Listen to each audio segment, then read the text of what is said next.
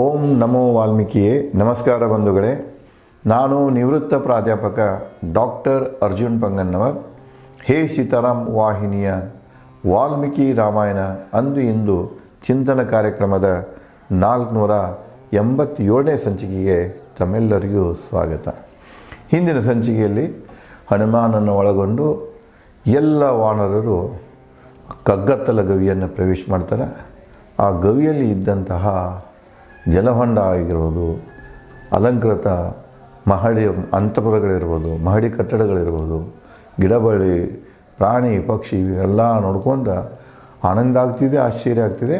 ಅದರ ಮಧ್ಯದಲ್ಲಿ ಒಬ್ಬ ಸ್ತ್ರೀ ತಪಸ್ಸಿ ಕೂತಿದ್ದನ್ನು ನೋಡ್ತಾರೆ.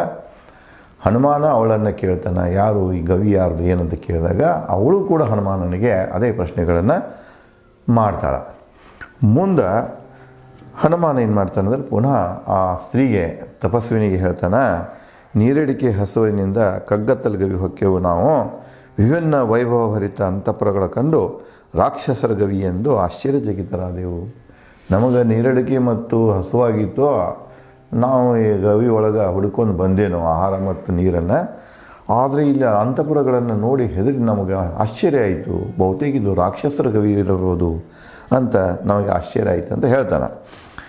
ಹೇಮ ಹೊಳಪಿನ ಅಂದರೆ ಬಣ್ಣದ ಹೊಳೆ ಇದೆ, ಚಿನ್ನದ ಹೊಳಪಿನ ಗಿಡಮರ ಆನೆಗಳು ಯಾರವು? ಎಲ್ಲ ನೋಡ್ತಿ ಎಲ್ಲ ಗಿಡಮರಗಳ ಸಹಿತ ಹೊಂಬಣ್ಣಿನಿಂದ ಹೊಳಪು ಚೆಲ್ತಾ ಇವೆ, ಹೊಳಪ ಕಾಣಿಸ್ತಾ ಇವೆ, ಹೊಳಿತಾ ಇವೆ.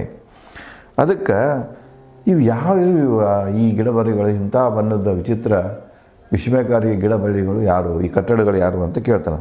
ಅವಳು ಗೊತ್ತ ಆಶ್ಚರ್ಯಚಕಿತರಾದೆವು ಕಂಡು.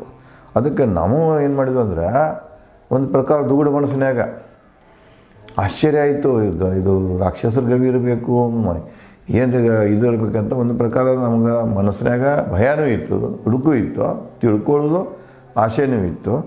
ಅದಕ್ಕೆ ಇದನ್ನೆಲ್ಲ ಕಂಡು ನಾವು ಆಶ್ಚರ್ಯಚಕಿತರಾದವು. ಹಣ್ಣು ಗಡ್ಡೆಗಳು, ಚಿನ್ನದ ವಿಮಾನ, ಬೆಳ್ಳಿ ಅರಮನೆಗಳು, ಚಿನ್ನದ ಕಿಟಕಿಗಳು, ಆಭರಣ ಸರಮಾಲೆಗಳು ನೋಡಿ ಅಲ್ಲಿ ಏನೇನಿದ್ದು ಹೇಳ್ತಾರೆ ವಾಲ್ಮೀಕಿಯವರು. ಹನುಮಾನನ ಮೂಲಕ ಹೇಳ್ತಾರೆ ಕಂಡದ್ದನ್ನು. ಹಣ್ಣು ಗಡ್ಡೆಗಳು, ಆವಾಗ ಮೇನ್ ಆಹಾರನ ಹಣ್ಣಿತ್ತು, ಜೇನು, ಹಣ್ಣು, ಗಡ್ಡೆ ಇವು ಮುಖ್ಯದ್ದಿವು. ಮುಂದೆ ಆಭರಣ, ಚಿನ್ನದ ವಿಮಾನ, ಚಿನ್ನದಿಂದ ತಯಾರು ಮಾಡಿದಂಥ ವಿಮಾನ.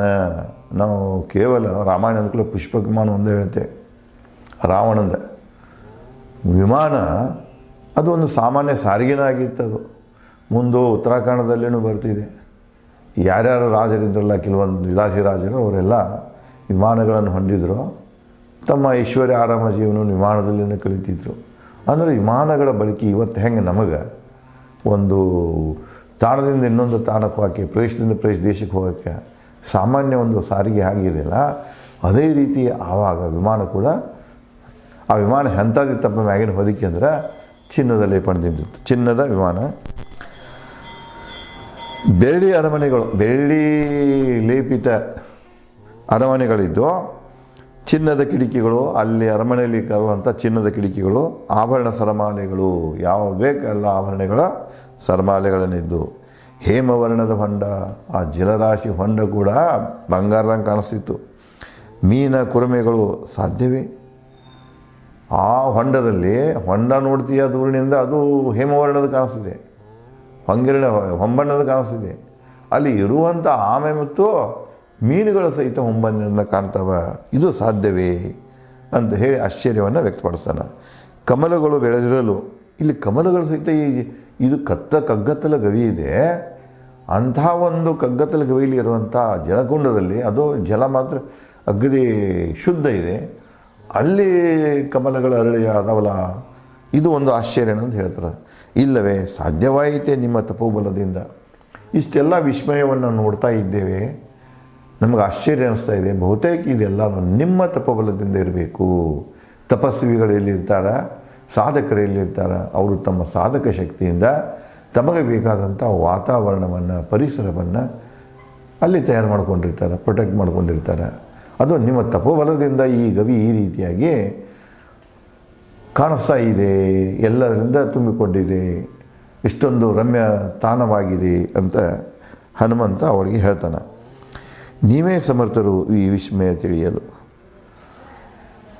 ಮತ್ತು ಈ ವಿಸ್ಮಯ ಯಾಕೈತೆ ಅನ್ನೋದು ನಮಗೆ ಗೊತ್ತಾಗ್ತಾಯಿಲ್ಲ, ನಾವು ಹೊರಗಿನಿಂದ ಬಂದವರು. ಇದು ನೀನೇ ಸಮರ್ಥ, ನೀನು ಇಲ್ಲೇ ಇದ್ದೀಯಾ, ನೀನು ತಪಸ್ ಮಾಡ್ತಾ ಇದೆಯಾ ಗವಿಯಲ್ಲಿ, ಇದಕ್ಕೆ ನೀ ಗವಿ ಬಗ್ಗೆ ನಿನಗೆ ತಿಳುವಳಿಕೆ ಇದೆ, ನೀನೇ ಇದಕ್ಕೆ ಉತ್ತರಿಸಲಿಕ್ಕೆ ಸಮರ್ಥಳು. ಯಾಕಂದರೆ ಆಕೆ ಇವಳು ಪ್ರಶ್ನೆ ಮಾಡಿರ್ತಾಳೆ, ನೀವು ಯಾರ, ಈ ಗವಿ ಯಾರ್ದು ಅಂತ ಅವಳು ಹನುಮಾನಿಗೆ ಪ್ರಶ್ನೆ ಮಾಡಿರ್ತಾಳೆ. ಹನುಮಾನ ಅದೇ ಪ್ರಶ್ನೆಗಳನ್ನ ಆಕೆಗೆ ಮಾಡಿರ್ತಾನೆ. ಅದಕ್ಕೆ ಉತ್ತರ ಕೊಡೋ ಕಾಲಕ್ಕೆ ಹನುಮಾನ ಇದನ್ನು ಹೇಳ್ತಾನೆ, ಎಲ್ಲ ಇದಾವ, ಇದು ನೀನು ತಪಬಲದಿಂದಲೇ ಇಷ್ಟೆಲ್ಲ ಇರ್ಬೋದು, ಅದಕ್ಕೆ ಇಲ್ಲಿ ಈ ರೀತಿ ಯಾಕೆ ಇದೆ ಅನ್ನುವುದನ್ನು, ಈ ಗವಿಯ ಒಂದು ಮಹಾತ್ಮೆಯನ್ನು ನೀನೇ ಚೆನ್ನಾಗಿ ಬಲ್ಲು, ನೀನೇ ಉತ್ತರಿಸಿಕೊಡಲು ಯೋಗ್ಯರು ಅಂಥೇಳಿ ಹನುಮಾನ ಆ ತಪಸ್ವಿ ಸ್ತ್ರೀಗೆ ಹೇಳ್ತಾನೆ. ಕೇಳಿ ಹನುಮಾನನ ಆತಂಕ ಉತ್ಸುಕ ನುಡಿಗಳನ್ನು. ಹನುಮಾನಲ್ಲಿ ಒಂದು ಪ್ರಕಾರ ಆತಂಕ ಇತ್ತು ಮತ್ತು ತಿಳ್ಕೊಳ್ಳೋ ಉತ್ಸಾಹನೂ ಇತ್ತು. ಅವುಗಳ ಭರಿತ ಅವು ಮಾತುಗಳನ್ನು ಕೇಳಿ ತಪಸ್ವಿನಿ ಹನುಮನಿಗೆ ನುಡಿದಳು ಹಿತದಲ್ಲಿ. ಹಿತದಲ್ಲಿ ಅಂದ್ರೇನು, ಅವ್ರಿಗೆ ಅಂದರೆ ಯಾವುದೇ ಪ್ರಕಾರ ನೋವು ಆಗದಂಗೆ. ಅವನೇನು ಪ್ರಶ್ನೆ ಕೇಳಿದ್ದಲ್ಲ, ಅವನಿಗೆ ಪ್ರಶ್ನೆ ಉತ್ತರ ಅವರಿಗೆ ಒಂದು ಹಿತಕರವಾದಂಥ ಉತ್ತರವನ್ನೇ ಕೊಟ್ಟಳು. ಅಂದ್ರೆ ಯಾವುದೇ ನೆಗೆಟಿವ್ ಹೇಳಕ್ಕೆ ಹೋಗಲಿಲ್ಲ, ಗದ್ದರ್ಸಕ್ಕೆ ಹೋಗಲಿಲ್ಲ, ಏನು ಮಾಡೋಕ್ಕೆ ಹೋಗಲಿಲ್ಲ. ಅವ್ರಿಗೆ ಸೌಮ್ಯ ರೀತಿಯಿಂದ ಅವಳು ಈ ಪ್ರಕಾರ ಉತ್ತರ ಕೊಡ್ತಾಳೆ. ಮಾಯಾನಾಮ ಮಹಾತೇಜ ಗೂಳಿಯಂತಹ ದಾನವ.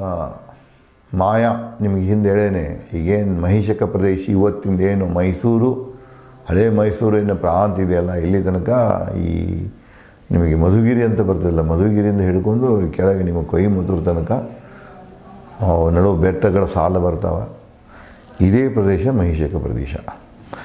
ಈ ಮಹಿಷಕ ಪ್ರದೇಶದ ಮಾಯಾ ಏನಿದ್ದಲ್ಲ, ರಾಜ ಮಾಯಾ, ಅವನು ಈ ಗವಿ, ಈ ಗುಹೆಯಲ್ಲಿ ಇವುಗಳನ್ನೆಲ್ಲ ನಿರ್ಮಾಣ ಮಾಡಿದಾನೆ, ಇಲ್ಲಿ ಕಟ್ಟಡಗಳನ್ನು. ಯಾಕಂದರೆ ಮಾಯಾ ಏನಿದೆಯಲ್ಲ, ಅವನು ದಾನವರ ವಿಶ್ವಕರ್ಮ.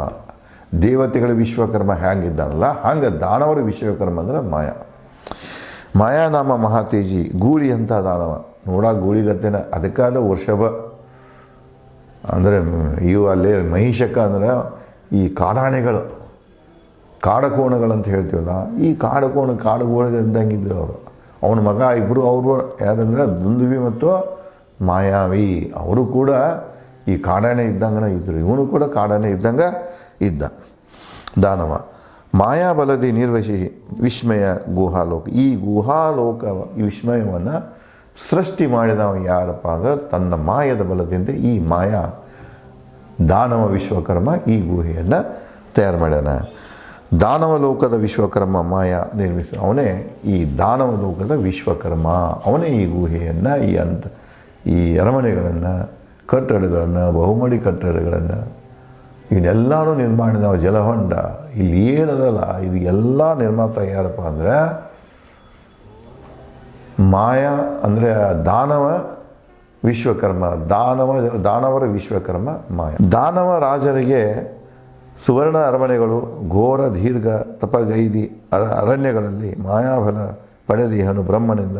ಮಾಯಾಗಿ ಈ ಶಕ್ತಿ ಇಲ್ಲಿಂದ ಬಂತಂದ್ರೆ ಅವನೂ ಕೂಡ ಏನು ಮಾಡಿದಪ್ಪ ಅಂದರೆ, ಅವನು ರಾಜ, ದಾನವ ರಾಜ, ಅವನು ಅದೇ ಮಹಿಷಕ ಪ್ರದೇಶ ರಾಜ. ಅವನು ಘೋರ ತಪಸ್ ಮಾಡಿ ಬ್ರಹ್ಮನಿಂದನೇ ಹೊರ ಪಡಿತಾನೆ ಅವನು.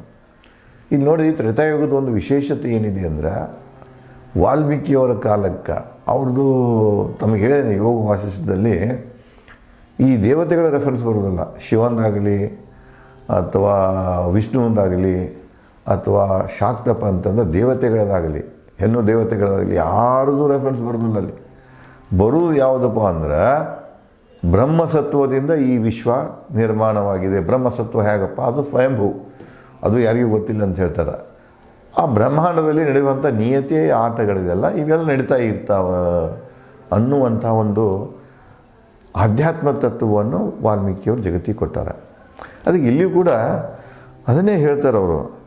ಏನಪ್ಪ ಅಂದ್ರೆ ಅಲ್ಲಿ ಬ್ರಹ್ಮಸತ್ವ ಏನದಲ್ಲ, ಆ ಬ್ರಹ್ಮಸತ್ವನೇ ಮುಂದೆ ಅದನ್ನು ಬ್ರಹ್ಮದೇವ ಅಂದರೆ ದೈವಿ ದೇವ ಅಂದರೆ ದೈವ ಅನ್ನೋನ್ನದು ಒಂದು ಶಕ್ತಿ, ಗುರುತಿಲ್ಲದ ಶಕ್ತಿಗೆ ದೈವ ಅಂತ ಕರೀತಾರೆ.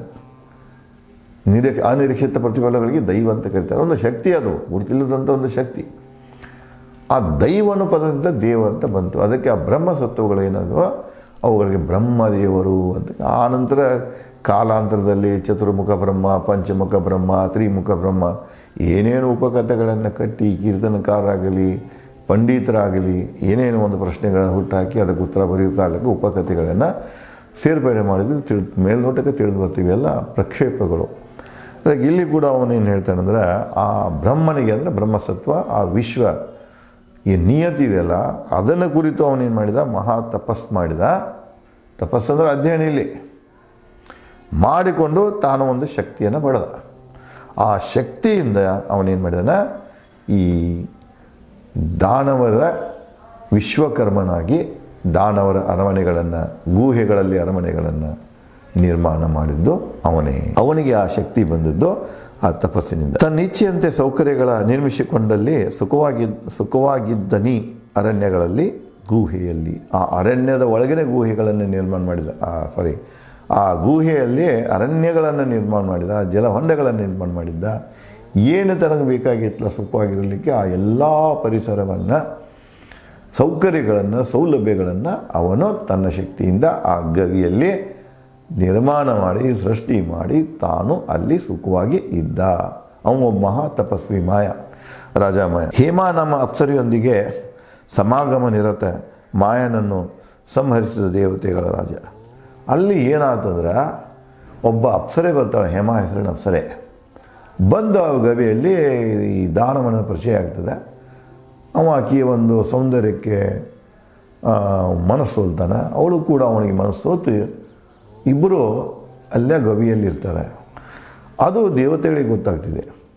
ಇವಳು ಹೋಗಿ ನಮ್ಮ ದಾಸಿ ಹೋಗಿ ಅಲ್ಲಿ ಒಂದು ದಾನವನ ಸೇವೆದಾಗ ಮಾಡ್ತಾ ಇದ್ದಲ್ಲ, ಅವನು ಮದುವೆ ಆಗಿರಲ್ಲ ಅಂದ್ಕೊಂಡು ನೋಡಿ ಆಗ ಇತ್ತಿದ್ದು ಮಾನವ ದಾನವ. ಈಗ ಜಾತಿ ಇದಲ್ಲ, ಅವ ಎಲ್ಲ ಈಗ ಜಾತಿ ಆದದ್ದು. ಅಂತರ್ಜಾತಿ ವಿವಾಹ, ಇವು ಪ್ರಭೇದಗಳ ವಿವಾಹ, ಅಂತರ್ಪ್ರಭೇದಗಳ ವಿವಾಹ ಕೂಡ ಏನಿತ್ತಂದ್ರೆ ಬ್ಯಾನ್ ಇತ್ತದನ್ನು. ದಾನವರನ್ನು ಮಾಡ್ಕೋಬೇಕು, ದಾನವರು ಮಾನವರು ಮಾಡ್ಕೊಳಂಗಿಲ್ಲ, ದಾನವರು ರಾಕ್ಷಸರನ್ನು ಮಾಡ್ಕೊಳಂಗಿಲ್ಲ, ರಾಕ್ಷಸರು ಮನುಷ್ಯರನ್ನು ಮಾಡ್ಕೊಳಂಗಿಲ್ಲ. ಇದು ರಾಮಾಯಣದಲ್ಲಿ ಅಲ್ಲೆಲ್ಲೇ ಕಂಡು ಬರ್ತಿದೆ. ಇಲ್ಲಿ ಕೂಡ ಅವ್ರಿಗೆ ಏನು ಅನಿಸುತ್ತೆ, ನಮ್ಮ ಒಬ್ಬ ದೇವತಾ ಇರೋದಕ್ಕೆ ಸಂಬಂಧಪಟ್ಟಂತಹ ಒಬ್ಬ ಅಪ್ಸರೆ ಸ್ತ್ರೀ ಹೋಗಿ ಒಬ್ಬ ದಾನವನನ್ನು ಮದುವೆಗಳಲ್ಲ ಅಂದ್ಕೊಂಡು ಅವ್ರೇನು ಮಾಡ್ತಾರೆ, ಆ ದಾನವನ ಮೇಲೆ ಹಲ್ಲೆ ಮಾಡ್ತಾರೆ. ಹಲ್ಲೆ ಮಾಡಿ ಆ ದಾನವನನ್ನು ಕೊಲೆ ಮಾಡ್ತಾರೆ, ಸಂಹರಿಸಿದರು. ಒಡತೆಯಾದವಳ ಹೇಮ ಈ ಅದ್ಭುತ ಅರಮನೆಗಳ ಗವಿ ಪ್ರದೇಶದ ಮಾಯಾ ಹತ್ಯೆ ನಂತರ ಅವರು ಬಂದು ಆ ಮಾಯನ ಕೊಂದರು. ಅವರು ಹೇಮ ಮಾತ್ರ ಅಲ್ಲಿಂದ ಬಿಟ್ಟು ಹೋಗಲಿಲ್ಲ, ಅದೇ ಗವಿಯಲ್ಲಿ ಉಳಿದ್ರು. ಯಾಕಂದರೆ ಆ ಇಡೀ ಗವಿ ಏನಿತ್ತಲ್ಲ, ಸಂಪತ್ತೇನಿತ್ತಲ್ಲ ಮಾಯಾ ಅಂದ, ಆ ಸಂಪತ್ತಿನ ಒಡತೆ ಆಕೆ ಆದಳು. ಒಡತೆಯಾದವಳ ಹೇಮ ಈ ಅದ್ಭುತ ಅರಮನೆಗಳ ಗವಿ ಪ್ರವೇಶದ ಮಾಯಾ ಹತ್ಯೆ ನಂತರ, ಓ ವಾನರರೇ, ಮೇರು ಸವರ್ಣಿ ಪುತ್ರಿ ಸ್ವಯಂಪ್ರಭ ನಾನು ನನ್ನ ಹೆಸರು ಸ್ವಯಂಪ್ರಭ. ನಾನು ಯಾರ ಪುತ್ರಿ ಅಂದ್ರೆ ಮೇರು ಸವರ್ಣಿ ಪುತ್ರಿ. ಹೇಮಾಳ ಅರಮನೆಯ ರಕ್ಷಣೆ ಮಾಡುತ್ತಿರುವ ನಾನು ಹೇಮಾಳ ಗೆಳತಿ. ಹೇಮಾ ಏನು ಹಾಕಿದ ಇದು ಅರಮನೆ ಇದೆಲ್ಲ, ಈ ಅರಮನೆ ರಕ್ಷಣೆಗಾಗಿ ನಾನು ತೊಡಗೀನಿ, ನಾನು ಆಕೆ ಗೆಳತಿ, ನನ್ನ ಹೆಸರು ಸ್ವಯಂಪ್ರಭ ಅಂತ ಹೇಳ್ತಾಳೆ. ನೃತ್ಯ ಸಂಗೀತದಲ್ಲಿ ವಿಶಾರದೆ ಹೇಮಾ ನನ್ನ ಗೆಳತಿ. ಆ ಹೇಮಾದ ಬಗ್ಗೆ ಹೇಳ್ತಾಳೆ. ಆಕೆ ನೃತ್ಯ ಗಾಯನದಲ್ಲಿ ಬಾಳಕ್ಕೆ ವಿಶಾರದೆ ಇದ್ದಳು. ಕೊಟ್ಟು ಹೇಳುವ ದಾನವನಾಗಿ ನನಗೆ ಈ ಗುಹೆ, ಈ ಗವಿಯನ್ನು ಅವಳು ನನಗೆ ದಾನ ಅಂತ ಹೇಳಿ ಕೊಟ್ಟಿದ್ದಾಳೆ. ರಕ್ಷಿಸುತ್ತಿರುವೆ, ಅದನ್ನು ಕಾಕೊಂಡು ಹೊಂಟೇನ. ಯಾವ ಕಾರ್ಯಕ್ಕಾಗಿ ಇಲ್ಲಿ ಬಂದಿರುವೆ, ಹೇಗೆ ಶ್ರೀ ದುರ್ಗಮ ಅಭೇದಾರಣ್ಯ, ನೀವು ಯಾವ ಕಾರ್ಯಕ್ಕಾಗಿ ಬಂದಿರಿ ಮತ್ತು ಈ ದುರ್ಗಮ ಅಭೇದ ಅರಣ್ಯದಲ್ಲಿ ಗೂಹೆಯನ್ನು ಹ್ಯಾಂಗೆ ಭೇದಿಸಿ ಬಂದಿರಿ ಅಂತ ಕೇಳ್ತಾಳೆ. ಹಣ್ಣುಗಡ್ಡೆಗಳನ್ನು ಸೇವಿಸಿ, ಮೃದುಪಾನಿ ಸೇವಿಸಿ, ನಿಮ್ಮ ಬಂದ ಕಾರ್ಯ ಬಗ್ಗೆ ನನಗೆ ತಿಳಿಸಿ ಆತಿಥ್ಯ ತೋರಿಸಿರು. ಅವಾಗ ಹೇಳಿ, ಯಾಕೆ ಬಂದ್ರಿ, ಎಲ್ಲಿಂದ ಬಂದ್ರಿ, ಏನು ಮಾಡಕತ್ತೀರಿ, ಏನು ಕೆಲಸ ಇದೆ, ಈಗ ಮೊದಲು ನೀವೆಲ್ಲ ನಿಮ್ಮ ದನಿವನ್ನು ಆಡ್ಸ್ಕೊಳ್ರಿ, ಹಸು ಆಡ್ಸ್ಕೊಳ್ರಿ, ಆಮೇಲೆ ನಮಗೆ ಹೇಳ್ರಿ, ನಾನು ನಿಮ್ಮದೆಲ್ಲ ಕೇಳ್ತೇನೆ ಅಂತ ಹೇಳ್ತಾರೆ. ಮುಂದೆ ಅವಳು ಇವರು ಏನು ಹೇಳ್ತಾರೆ ಮತ್ತು ಅವಳ ನಡುವೆ ಏನು ಸಂವಾದ ನಡೀತಿದೆ, ಮುಂದೆ ಏನು ಬೆಳವಣಿಗೆ ಆಗ್ತಿದೆ ಅನ್ನೋದನ್ನು ನಾನು ತಮಗೆ ಮುಂದಿನ ಸಂಚಿಕೆಯಲ್ಲಿ ಹಂಚಿಕೊಳ್ಳುವೆ. ಧನ್ಯವಾದಗಳು.